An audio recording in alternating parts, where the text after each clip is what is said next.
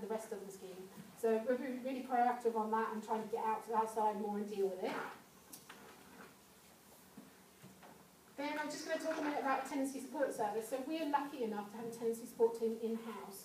We have a team of 8 people, which is a luxury in this day and age. And basically those 8 people are there to provide support to our tenants in their homes. We get quite a good turnover. We get 21 referrals on average per month, which is quite a lot, considering we've only got a team of 8. Of that team of 8, one of those is a team leader and doesn't have a caseload. We also have a trainer in there who deals with digital and computing skills for tenants, and the other 6 are tenancy support officers. Currently we've got 119 cases throughout our stock. 21 of those are people in Deerham being supported by that team. In terms of criteria, really, it can depend. We have set criteria, so we have criteria for rent and debt. That's an automatic referral. If you're a tenant that's come to us and you've never had a first-time tenancy before, you're automatically referred to tenancy support. And really that's because actually it may be that you need to have some skills that you don't have. You may not have managed a home before. We can help set that up and really make sure that people are going to sustain their tenancy. So that's quite a big one. All the referrals come from our own team, so it can be identified at the beginning of a tenancy, or you could go into a property 2 years down the line and say, actually this family or this person is really struggling, they need some help, we refer it to our in-house team. Our top 3 referrals, the first one is rent and debt, huge issues with rent arrears and debt. Rent arrears tends to be the main reason you get the referral in the first place. 2 or 3 visits down the line, the amount of debt is coming out and we have to deal with that. The second one is first-time tenancies, so that's the second most popular rate for referral. And the third one really is property neglect, people who are failing to deal with their property, seeing signs of neglect, we need to support them and helping them to put that right. I put case studies on here because I thought this was a much smaller meeting and I only have a few copies, and I didn't know you had such a packed agenda, so I have lots of case studies, but what I'll do is if you're interested in hearing about the work we do, they are anonymised. I can send them through to Ross or to Matthew, and if you want to read them, go ahead. But we basically help people who need any assistance. They can have support of other agencies, but we can help to coordinate that. Have lots of success in maximising benefits. So we assisted a man a few weeks ago to maximise his benefits, and actually he got £4,000 back payment for his benefits. Great, because actually it means he can pay his rent and he can have a better quality of life, which is what we want. We're also having a lot of success with sheltered housing and online shopping. So unfortunately, sheltered housing and housing for older people, there's lots of the services are being cut. So we're getting them online and getting them shopping. There's been some interesting stories about online shopping, but actually people are going online and getting their shopping delivered. For the first time ever, they're used a computer and they've managed to do that for themselves. So it's giving them independence, but at the same time, making sure that they can eat and have the things they need in their home. So that's going really well. And then I just put on the next slide, really, something about challenges ahead, because it all sounds very good, and it is very good, but there are some challenges ahead. Obviously, one of the challenges is there isn't enough homes. We're not building enough, which means we're not housing enough people and helping enough people, which is what we're here to do. But really, the welfare reform is the biggest thing to come our way. These are some of the things that we're trying to deal with at the moment and are coming in. But basically, the inability for us to collect rent means that we can't provide the services and the quality that we are now. And all of the things that are coming up, all of these challenges and all of these types of reform are going to have an impact on us. They're going to have an impact on our rent collection, and they're going to have an impact on us being able to house people. So it's just really to say that's our big thing coming up. And that's it. I hope you've stuck to my time because I do like to talk forever. Thank you. Well, actually, you ran over, but it was really interesting. Okay. That was really good. So now we've got Andrea Rutherford. And Andrea's from Flagship.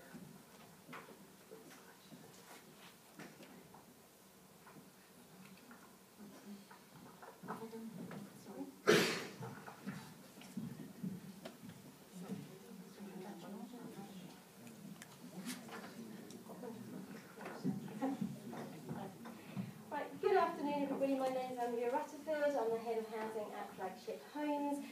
Thank you for asking me to come here today to present to you. So over the next 15 minutes, like Steph, I'll be providing you with a brief overview of Flagship's approach to 3 key areas of our business. So empty properties, repair services and tenancy management services. So first, empty properties. We scrutinised our processes and agreed on a purpose from our customer perspective, which was prepare the right home for me. And our main focus was improving the standard of our properties and our customers' journey through that. We placed a real focus on ensuring our customers met their obligations during the actual notice period that they gave us. So they leave their properties in a clean, tidy condition, no damage, a good standard of repair. And we're working really closely with our customers during that 4-week notice period to ensure the properties do come back to us in a very good condition. Now, quite often, unfortunately, that doesn't happen. We're working with them, and that does mean that those properties would appear to be empty for longer than they actually are, because there's actually still a tenancy running. It's just that we're working with the outgoing customers to make sure that their property comes back to us in a really good condition.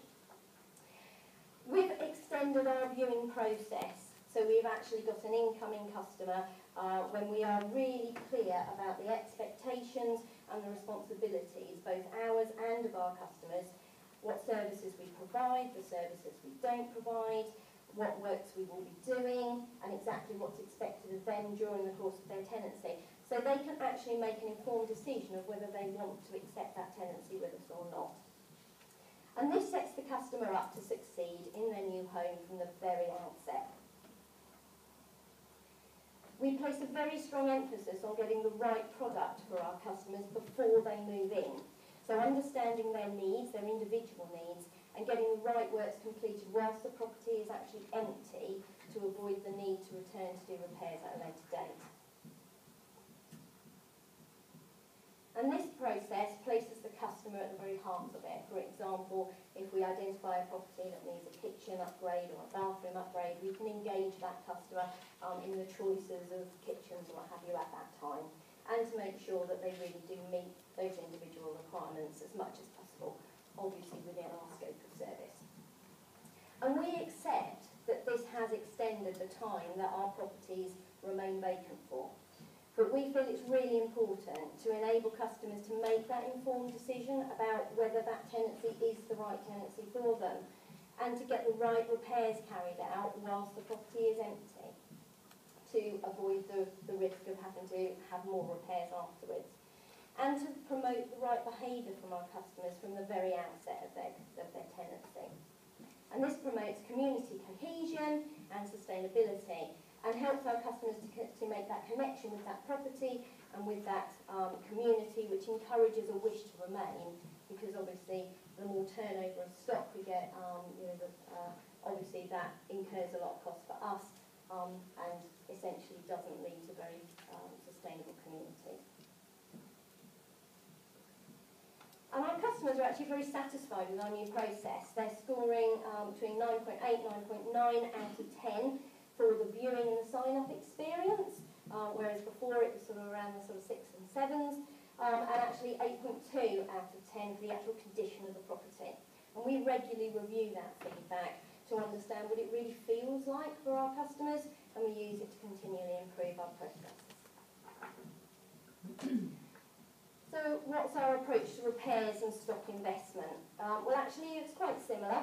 We undertook a similar intervention into responsive maintenance about 3 years or so ago, and we established an in-house repairs team, which was very different to us. It's actually where we employ operatives directly, and that gives us far more control over the services we deliver, how and when.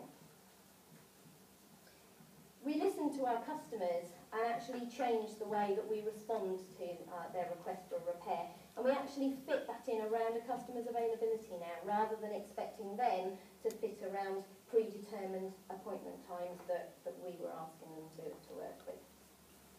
We've also recently introduced log and repair online to give them even more choice and accessibility in terms of logging a repair at a time that's convenient to them, rather than the time that we choose to open an office.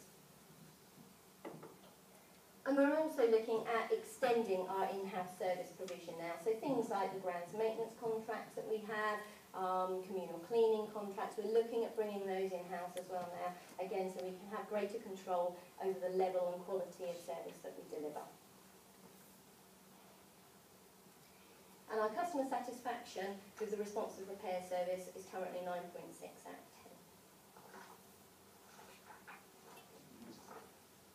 So in terms of managing assets over the longer term, we've recently introduced an asset performance evaluation tool, and that gathers a range of social and economic data to inform us of our property performance and which of those properties need investment, how much, when.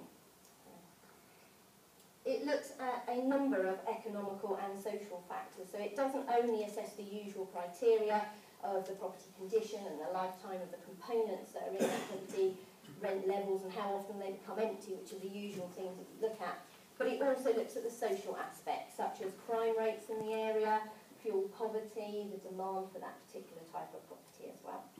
So that model helps us to make decisions in terms of our strategic direction and our intent.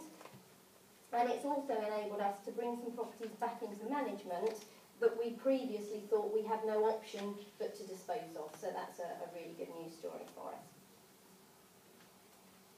And we're also starting to explore the use of technology to bring around efficiencies, such as using drones to carry out roofing surveys. And we actually piloted that at one of the schemes in Dereham. And it costs significantly less than using traditional contractors and scaffolding. It caused far less inconvenience to our customers, which was a really important point for us, and it actually gave us a quicker turnaround as well. So we're really excited to look at how we use technology going forward. So in terms of tenancy management and support, what are we doing differently? We're obviously, as a housing association, are carrying out all the functions that Stephanie spoke to you about in terms of the actual areas that we concentrate on. But this is how we're doing things slightly differently within Flagship. So mobile technology, we've actually equipped all of our housing officers now with mobile tablet devices, which gives them access to all of the systems that we use, all of our databases, actually out in the field. So this means we can bring services to our customers rather than our customers having to come to us. Our housing officers are able to spend more time out on patch, and they're just generally more accessible to people. We've also recently introduced a demand tracker as well to really understand the demand that's coming in from our customers, and is that the sort of demand that we want? If people are ringing up to report a repair, of course that's the sort of telephone call that we want. If people are ringing us up to say that they've reported a repair and we haven't come out to fix it, then obviously that's the sort of calls that we wouldn't want, but we do need to hear about. And then that's the feedback that we go away and we analyse and we use that to improve our services going forward. We aim to visit every customer within 6 weeks of a new tenancy commencing, just to ensure that they're settled in, that they're aware of the services that we provide, and their responsibilities to us are responsibilities to them. And we will shortly be expanding those visits to make sure that we visit our customers at least once every year. A couple of other things that we've just recently introduced. We've got automated call forwarding, so that when a customer rings into our contact centre, they can automatically divert through to the individual housing officer, so they don't actually have to go through the call centre. We've also got what we call the platform, which is a web-based product that we use to obtain customer feedback on a particular issue. So we choose a different issue each month and ask customers to give us feedback on that. The one that we're about to go live with this month is what people want to see from our Ranger service. And we've recently launched our customer offer, which is essentially our scope of service. And this is about giving customers really, really clear guidance on what services they can expect from us, and again, with the view of setting them up for success from the very outset. So in terms of welfare reform and universal credit, obviously this is a really key area for us.